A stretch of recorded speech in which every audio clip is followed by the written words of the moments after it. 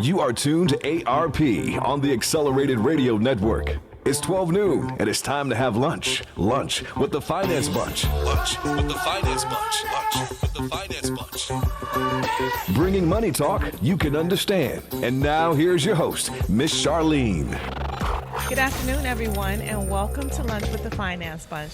Today we have in our studio Miss Floria Smith. Hi, Floria. Hi there. How you doing? I'm doing fine. That's good. I'm so glad you were able to come in today. Floria is an entrepreneur. She's an entertainment manager, and she's a momager. Yep. And so we're going to hear all about what life is like as the manager of your own child and managing other people's children's too, and find out why you chose that. Okay. Okay? Wow. Well, I'll get one question at a time, Okay, right? Like, you. that's a lot. You can see I'm excited. Okay. So, Floria, this is your first time on the show. Yes, it is. So, start by telling us a little about yourself. Well, I am 61 years old, which I'm so proud to say. Oh, wow. Beautiful. And I just got my associate's degree in business administration and economics from Fullerton College. Okay. I was able to go back now that all my children are grown. Okay. Something I've wanted for the longest. Regarding the entertainment business, RJ, my son, started. Well, let me go back. Okay. When I first was trying to get him involved in things, and I took him to this one particular place, and they asked him to say something that was a commercial, and they took him in the room. They brought him out. They said he won't say anything. So I went over with him again. They took him in the room. They brought him out. They said he won't say anything. So I was like, okay. So we drove home, and we get home, and he goes into his bedroom, and I can hear him in the mirror, standing in the mirror, and he was like saying everything they wanted him to say. And I was like, okay, what's up with this? Then light bulb went on. We were raising him not to talk to strangers. Okay. So he's like 3. So he's thinking, is this a test? Because Right. she's sitting me in the room with these strangers, and I'm not saying nothing. So then I realized, okay, he's too young right now because it's a choice you have to make. If you're going to teach him not to talk to strangers, then I can't take him to auditions because they're all strangers. So you don't like want to age 3. send mixed messages. Right. And that was like age 3. Okay, so that's a good place to start because, sometimes people look at their children and they say, oh, my child's so beautiful or so handsome and so talented, and I want to get my child into entertainment business. They'll be popular, rich, famous, the whole thing, right? Right.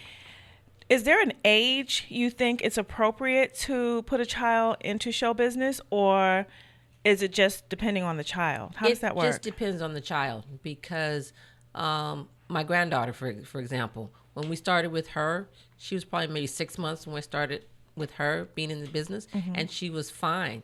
And then I would say about when she turned about 3.5, 4, we call it the scary gene kicked in because my daughter's a little on the scary side.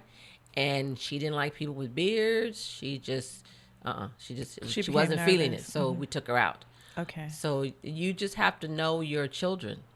And that's what I tell people because they can be the cutest thing. My niece at one time, she was always the character at the house. And I took her to a fashion show that was in the mall. And she froze up. And she was like 14.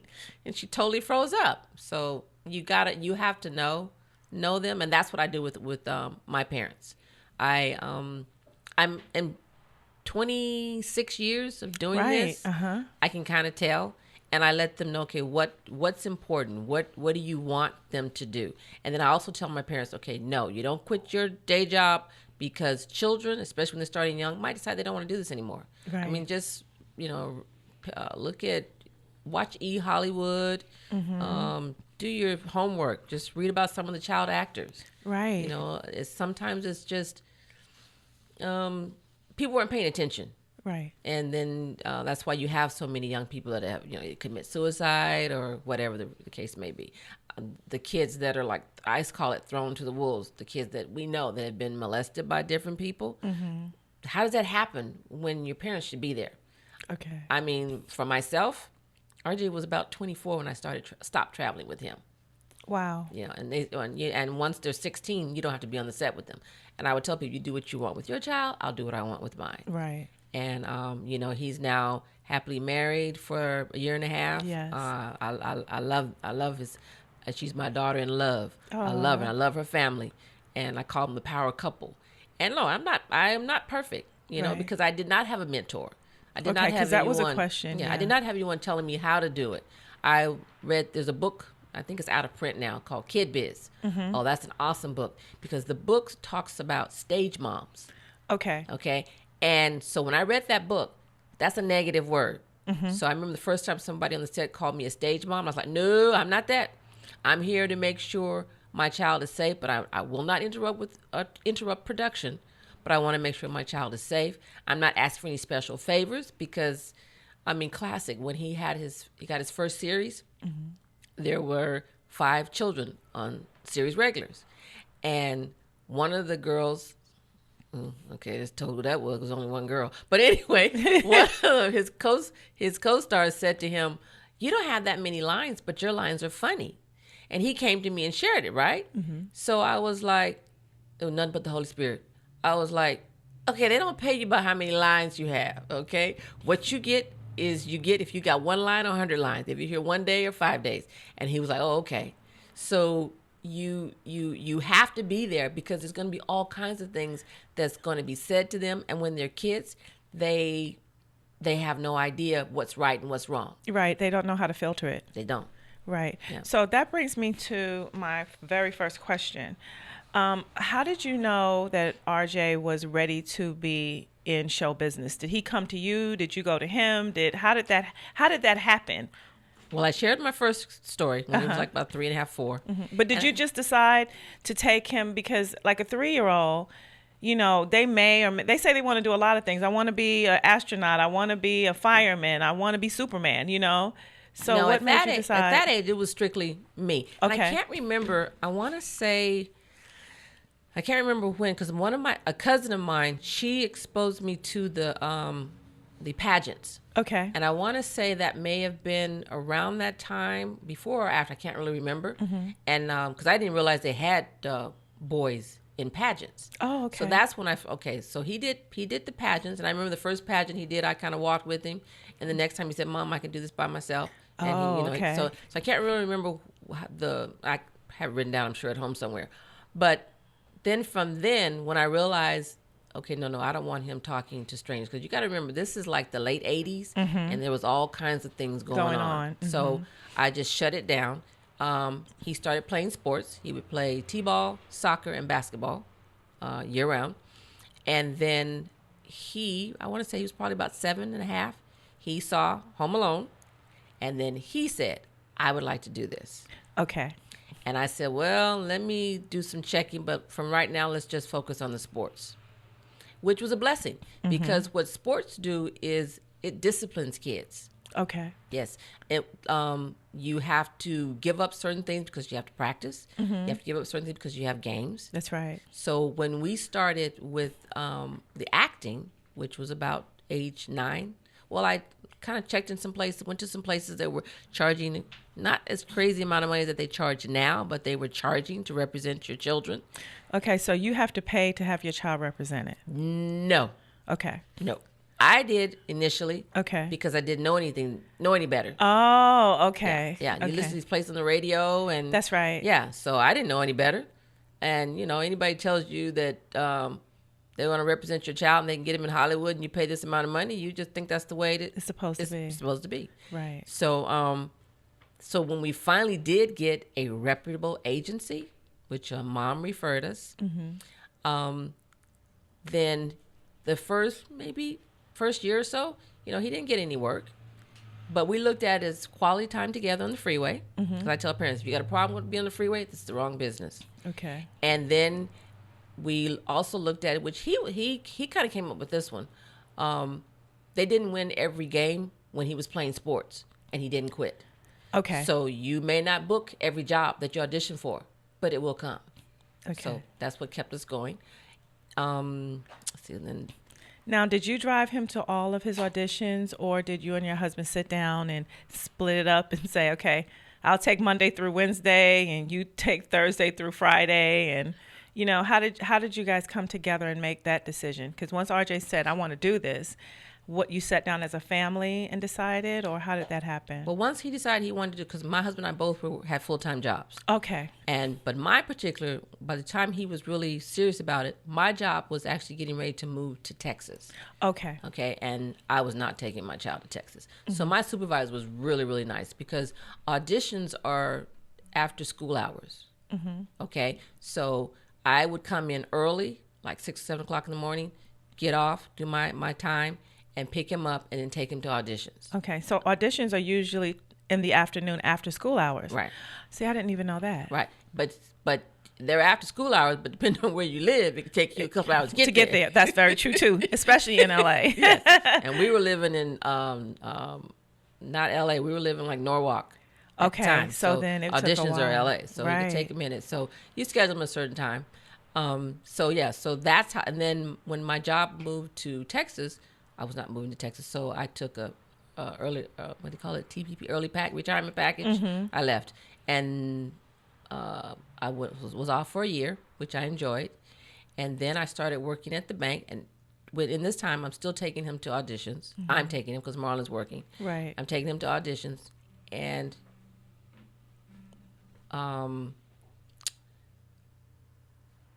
I lost my train of thought there. That's okay. So Marlon was helping you to take him back and forth to auditions? Only me taking him to auditions. Okay. Only me taking him. And Marlon is your husband? That's my husband. Right. Yeah. So he's taking care of his full-time job, and I'm taking RJ back and forth.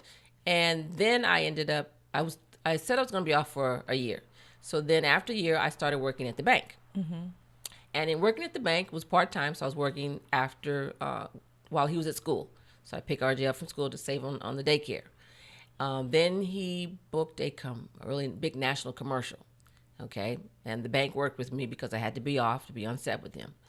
And then he booked his first television series. Now, when he booked his first television series, which was a sitcom, they worked 3 weeks and they're off a week. Well, the bank couldn't let me just work 1 week a month. Right.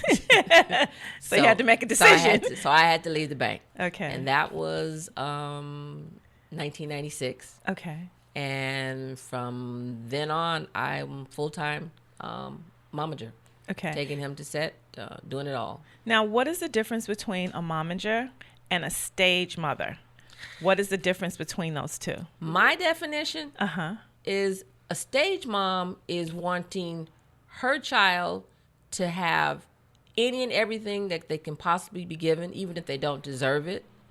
A stage mom, and you probably, I'm sure you can Google it. A stage mom is just not someone that the industry looks, what's the word? So it has a negative connotation. Yes. Yeah. It seems like they're the ones who, they advocate for their children, but they take it to an extreme that's unprofessional. Right, definitely. Okay. I mean, and some stage moms, perfect example. We would have a meeting, and they would tell us to tell the kids not to touch the props. Okay, so we go out, go to the set, and I tell RJ, okay, I know you haven't been. I have observed some kids doing it, but don't touch the props. Right. And as soon as we get on the set, there would be a couple of kids that would go over and touch the props. Now, mind you, the crew cannot say anything to kids. Oh, okay. Yeah, they have to be corrected by their parents. So he would look at me like okay, why are they playing with what's the up with this? props? No, how come they can do it and you just told me Right. I can't do it? And so we would have a little meeting in our dressing. I said, I don't know why they're still doing it. The parents were told to tell the kids, I'm telling you what they told me, so you're gonna do what they told me to tell you. Okay. So you fast forward and you're going through this. So it's like you're on this show and everybody gets to do things that you can't do. That's kind of rough. Yes. For a child. So to me, the stage mom is the one that allows those kind of things to happen. Because you're irritating the crew. Because you're trying to please your child. Or you're just wanting things that, okay, you're not entitled to this. I had to stop doing certain things because I realized I'm taking away somebody's job by being like maybe folding up RJ's clothes all the time.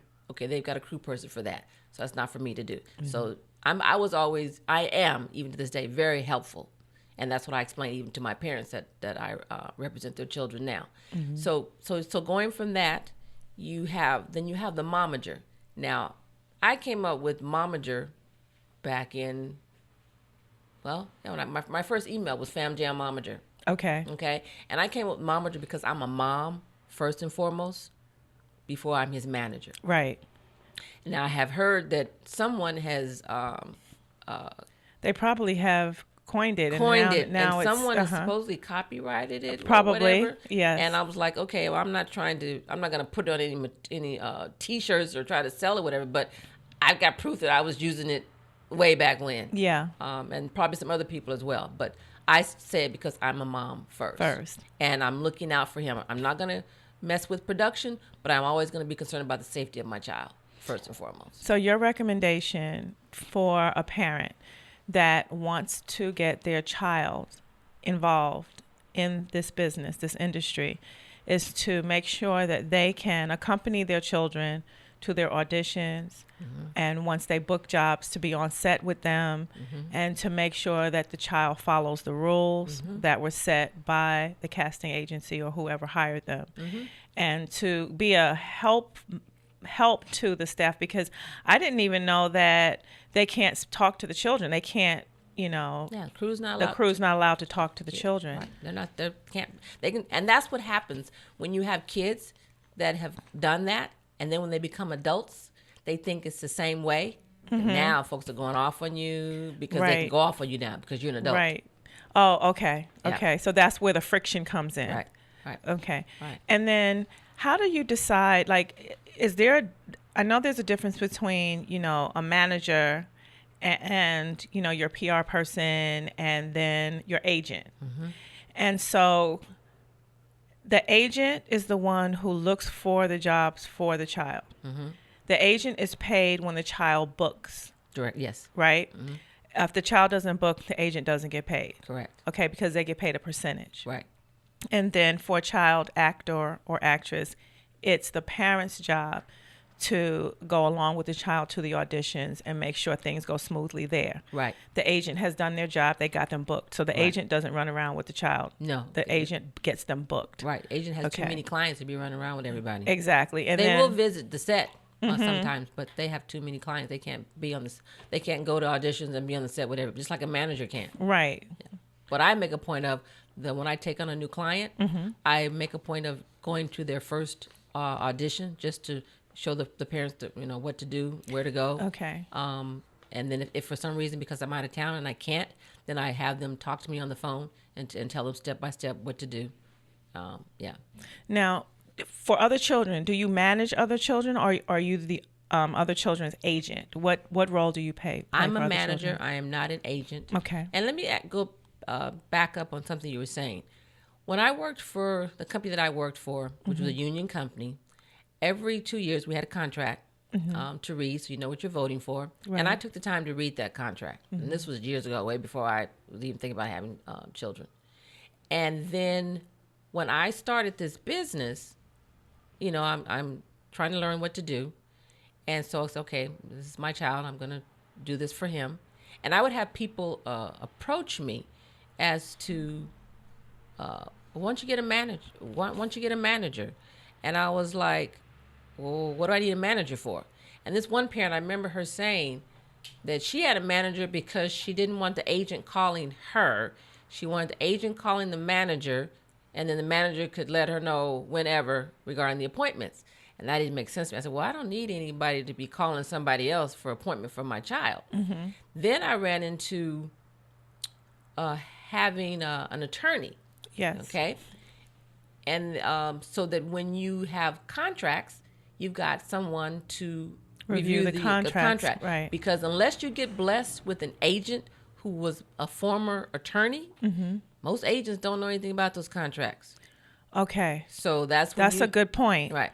But because I had this background of reading my contract every 2 years, I could pretty much read it. And I've always been blessed to have a good accountant if I had some kind of a question, Yes. they could explain it to me. They're not an attorney, but they could break it down for me. Yeah, on the financial end of it. Right. So, or what is this saying? And then I also had RJ's first tax man. He had a lot of music clients, so he was familiar with a lot of the basic contracts. Okay. They're giving you this, not giving you that. I said, okay, that's what I thought. Just want to make sure. So going forward, so in talking to different people, they would say you need this, and this, and I realized, okay, I don't need a manager because I can take the appointment. Mm-hmm. Right now, I don't need an attorney because he's got an agent, and the agent is the one negotiating everything. Yes. And I can make sure it's okay. And when it comes to PR, now I actually did some PR for RJ, so I understood that. Now at this point, you can get a publicist. But get a publicist when you really got a name. Yes. And it's because you have to pay them. Mm-hmm. So make sure you're getting something for what you're paying. Exactly. And then back to now. So with an agent, when you have an agent, the agent is the one that's looking for your jobs. Some managers do as well, but the agent's looking for the jobs. The agent will contact you when you book the job. And it's so funny because with our situation, RJ and I was always his only manager. Okay. But now that he's an adult, to keep the industry from thinking, okay, she wants special favor or whatever, and I don't want to confuse anybody, he does have another manager. Okay. Now, God orchestrated that perfect because the fact that he has someone else that's managing, and I'm more of on the personal manager now because I'm not traveling with him or anything, all the clients that I have who were referred to me, initially I was telling them I can show you how to do this. And they were like, no, we want you to do it because we want it to turn out just like it turned out for RJ. He's never been in the tabloids, anything like that. Yes, because he does not have, since he was 9 years old, he doesn't have any negative press, and he's 33. Right. And so I was like, no. But then RJ said, Mom, I have two managers. I said, okay, because my thing is I don't want to take from anybody or cheat anybody. And I was like, okay, I'm not doing anything different than what's going on with our household. Right. So how are people referred to you? Because you, like I said earlier, you don't manage RJ anymore. Now it's more you do his personal management. Right. But how do you get referrals? Well, one of my first clients was someone from my church. And it was because I would give these support group meetings. Okay, so you do support group meetings for parents of children and some adults who are actors. Right. Okay. Or who are trying to be actors, to tell them what not to do, don't go to this place, don't spend this amount of money, etc. And so there was a parent or a grandparent, and I said, "Now I can show you how to do this." He said, No, I want you to do it.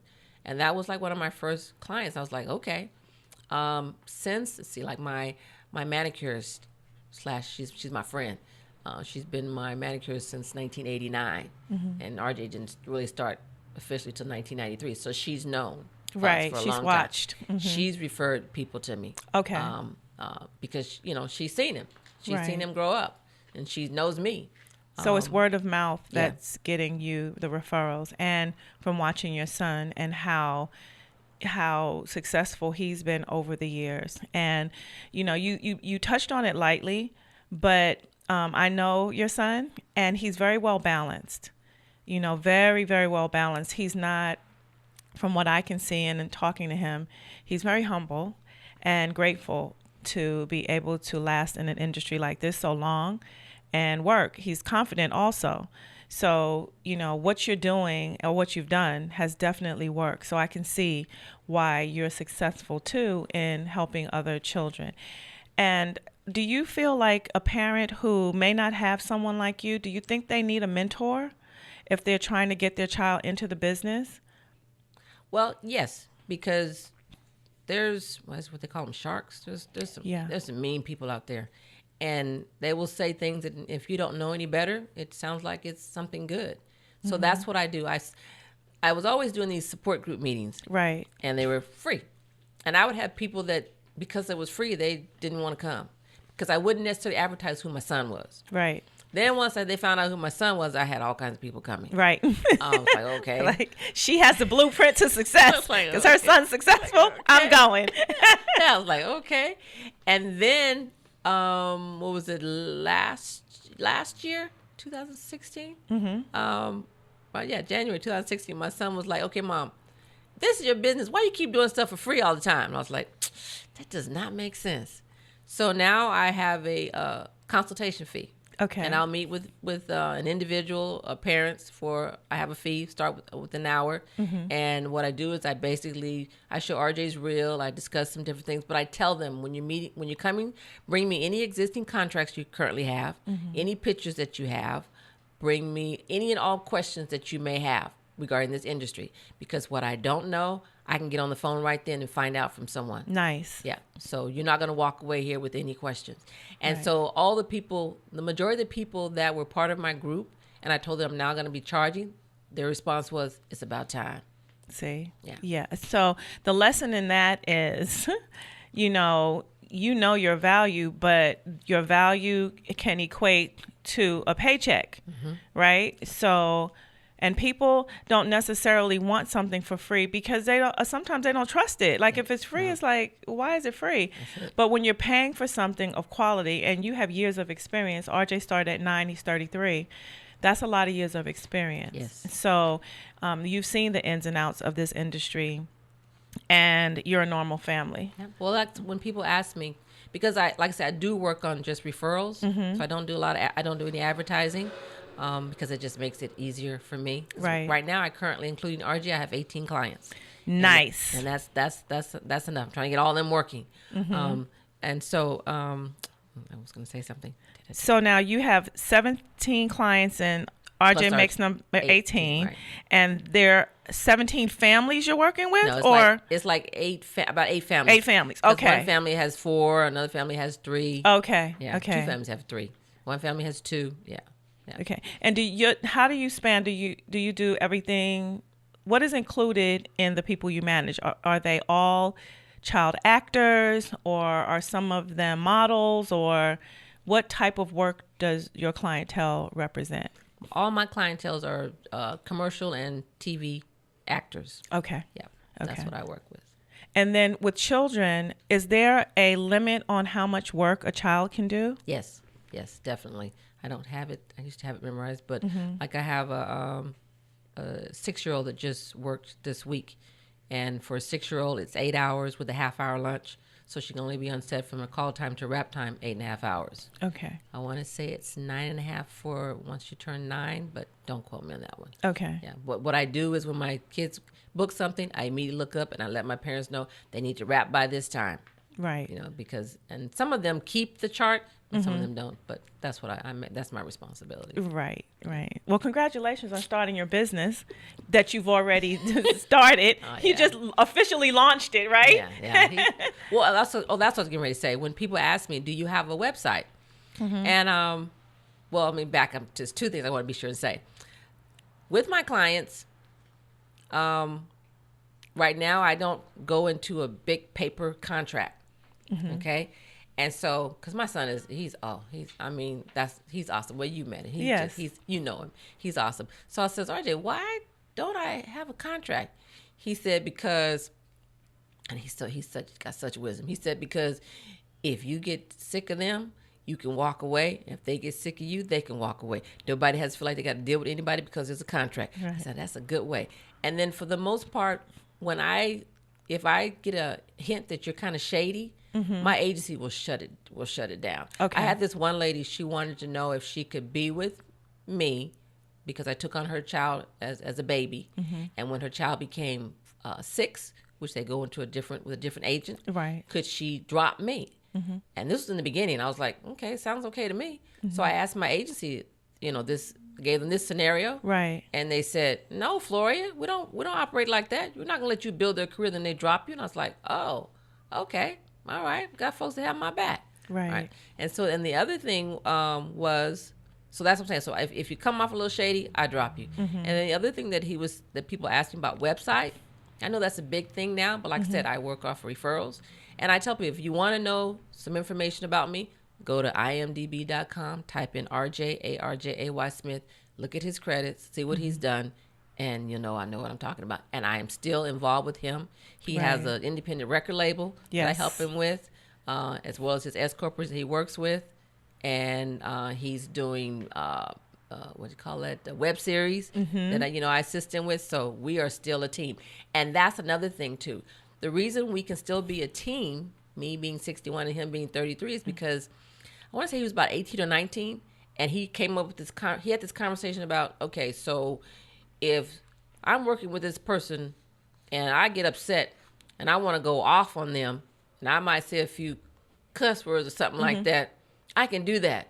But you as my mom, I can't do that. I have to watch what I say. I said, oh, no, we're going to straighten this out right now. Yeah, how to set the boundaries. We're going to straighten this out right now. I said, I am CFO of your company. Okay? So when we're having a CFO conversation, go ahead. Talk to me like I'm a CFO. Forget the mom. But now when you get on my nerves, I'm going to put on the mom hat. And then that shuts it down. Okay? So if it's like too much stuff, mom hat's on. So that's why we can still work together. Okay, so you guys know the boundaries and how to switch back and forth, because that's important. Oh yeah, because then now I also can go off on you, right? Because it's like, okay, I can say a few things that maybe I wouldn't say to normally to you as my son, right? So you might have to put on the son hat. Go stop. That's enough. Yeah. So wow, we have fun. That's a successful relationship. Yeah. Now, how? Now, it's funny when I talk to RJ about, his success and wealth and things like that. That's a different conversation. And I know he wants to come on the show, too, when he has time. Right. But for you, watching him get to the level of success that he's obtained, what is your definition of success outside of what your son has already done? What do you see as his greatest success?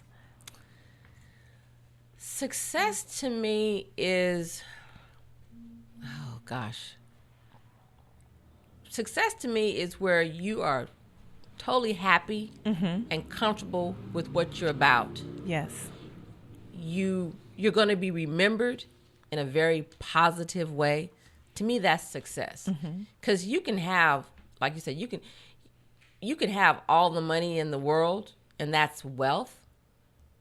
But are you truly happy with it? Now, are you truly happy? It's like with him. I've always told him, okay, continue going out, because as you become a bigger celebrity, people, as long as people think that you're approachable, then you're going to be okay. When you get to the point where you can't even go to the store, nothing like that, I don't know, that might not be, the thing for you. And I learned years ago that you don't have to be a household name to be successful in this business. That's right. And to have a comfortable living. That's right. Because I've met people. I met a guy years ago that was only doing commercials, and he wasn't a household name. He explained to me what he made a year. I was like, oh, okay.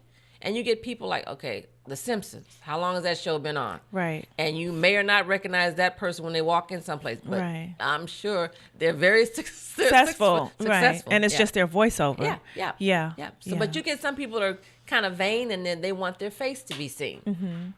But okay, that's you wanting that. What's the word? Instant attention. Well, fame. You want that fame, but fame is not success. That's very true. Yeah. That's very true. Fame is not success. Yeah. So. I like that definition. Fame is not success. That says it all. Yep. How do you describe wealth? Ooh, wealth. Oh, man. To me, wealth is having what you really need and a little extra to do what you want. But really having what you truly need and what you like. That's wealth to me. Okay. And then how do you describe what type of mindset do you need to have as an actor? What should your mindset be? Because there's a lot of rejection involved. Oh, yeah. A lot of rejection involved. Well, I can speak from RJ and I. When he first started, I was blessed to have a great team. And I would just ask them, okay, do you know why he didn't get the part? And they would, they would share certain things with me. But there's also certain things that agents can't necessarily share just because of the way the law is, because you get some parents that run with that, and then now you got issues. Yeah, now you got a lawsuit and all these problems. So they understood where I was coming from. But I would also pay attention to the things that he auditioned for. So if they went with Caucasian, there's nothing we can do about that. Right.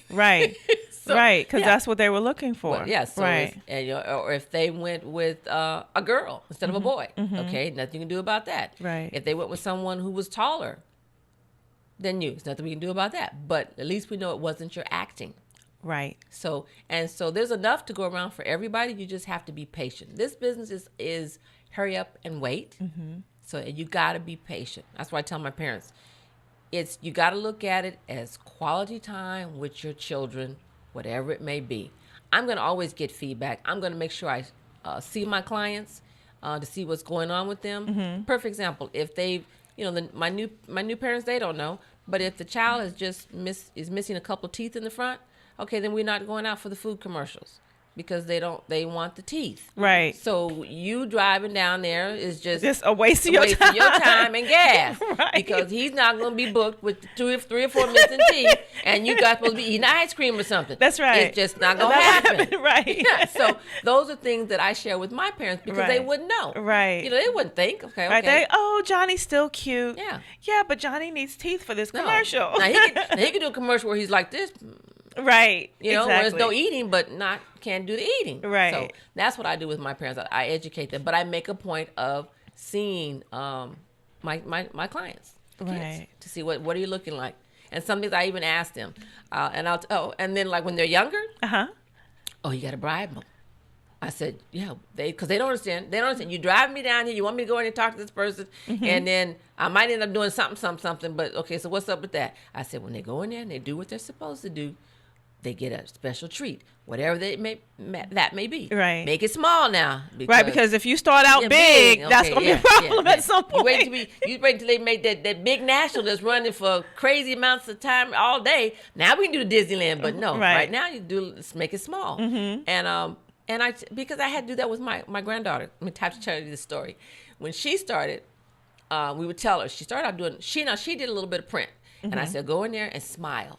Okay, they're going to ask you to say your name. You say your name, say how old you are, and you smile. She was like 4, and smile. So she did that. Then the next time, she had an audition, and we told her to give her candy. So next time she had an audition, I said, okay, make sure you go in there and smile, and say your name. So she went in and she came out, and I said, did you smile? Yes. Did you say your name? Yes.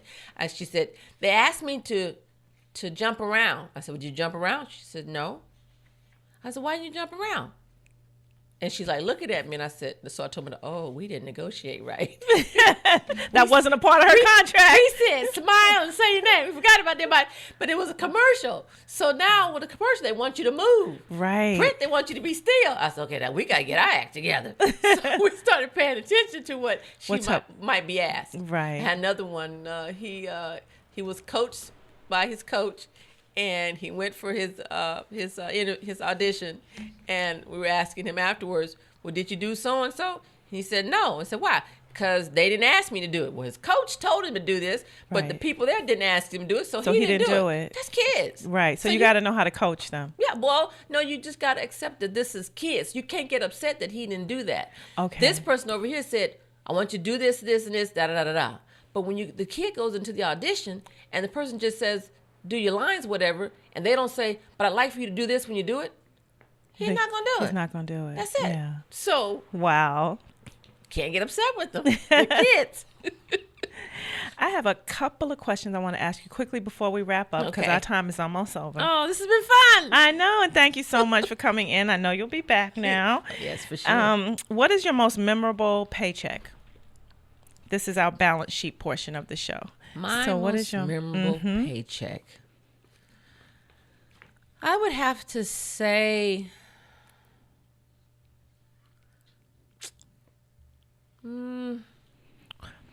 I'll let you think about that one. Yeah, I'm think about that What is the thing that you purchased that you most regret? Something that I purchased that I most regret. Oh, I bought this was before RJ got into the business. I bought a townhouse. That's a big purchase to be regretful of. Oh my gosh. Well, and I tell people now, because I bought it with someone else in mind, and we were all going to be contributing, and then that person didn't work out. So I've learned now you can only depend on you. I can only depend on me and my husband and my son, and his wife. They're awesome. But there's certain people that you just can't depend on, so don't go into debt for them. That's a good one. And I think we're going to wrap the show with that, because you, even as a momager, and having a successful business and your son being so successful, I noticed that you are selective in who you partner with, as far as the parents and children that you take on as clients. You're selective because, again, that is a partnership, and it will become financial. So be careful who you partner with. So I think as a momager and anyone who's listening, that is an excellent point to end on. Be careful who you partner with on the side of the child and the manager, agent, everyone involved, because the most precious person in that equation is that child. And what you don't want to do is destroy the child trying to get to fame, because fame is not success. There you go. I like that. See, I pay attention. Thank you so much, Floria. Oh, you're so welcome. I so appreciate you coming. Yeah, I'll be back. I know you will. This is Lunch with the Finance Bunch. This is Miss Charline. This was a wonderful interview with a momager. And your son, RJ, is a fantastic actor. We look forward to seeing everything that he does.